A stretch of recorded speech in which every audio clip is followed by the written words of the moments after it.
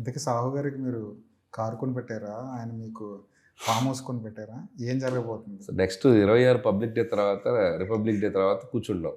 హ్మ్. ఎవరెవరు ఏం కొనిపెట్టాలి? అతను నాకు కారు కొనిపెట్టాలా? నాకు మామూలు కొనిపెట్టాలా? హ్మ్. యాహ్! ఎప్పుడైనా ఒక ప్రొడ్యూసర్ సినిమా బాగా హిట్ అయిపోయిన తర్వాత అనిల్ రావిపూడి ఇదిగో నీకు గిఫ్ట్ అని చెప్పి ఎవరైనా ఇచ్చిన సందర్భాలు ఉన్నాయండి ఈ 9 సినిమాల్లో? భగవంత్ కేసరికి ఇచ్చాడుగా సాహు. ఆ! వెల్ఫేర్ కార్ ఇచ్చాడు. కార్ ఇచ్చారు కదా!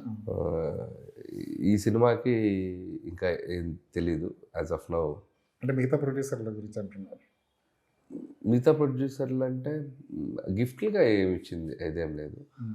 అండ్ కాకపోతే F2 తర్వాత రాజుగారు అంత పెద్ద హిట్ అయ్యాక కొంత రెమ్యునరేషన్ హ్మ్. యాడ్ చేశారు. హ్మ్. అదొకటి. ఇప్పుడు కలెక్షన్‌లు 200 కోట్లు, 300 కోట్లు, 400 కోట్లు ఈ పోస్టర్‌లు చూస్తున్నాం కదా! జనం దీన్ని సీరియస్‌గా తీసుకుంటారంటారా?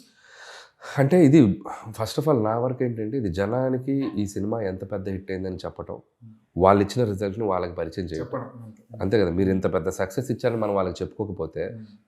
మన సినిమా తీసి ఇది కదండి. అండ్ దీంట్లో పాయింట్ నెంబర్ 2 నేనెప్పుడు కూడా సినిమా నంబర్స్ గానీ బయట ఇవ్వటానికి, బయట సర్క్యులేట్ అవ్వడానికి నేనెందుకు చేస్తానంటే there is a personal interest ఉంది నాకు. ఒక హీరోతో మనం సినిమా చేస్తే ఆ హీరో పొటెన్షియల్ ఏంటో మనకు ప్రాపర్‌గా తెలియాలి. అవును. అప్పుడే దాని మీద బడ్జెటింగ్ గానీ, మార్కెటింగ్ గానీ, నెక్స్ట్ సినిమా చేసే వాళ్ళకి రెమ్యునరేషన్స్ ఏంటి, దాని రెవెన్యూస్ ఎలా జనరేట్ అవుతున్నాయి, మన బడ్జెట్ ఎంత చేయాలి. ఆ క్లారిటీ లేకపోతే మనం సినిమాని ఎలా ప్లాన్ చేయగలం?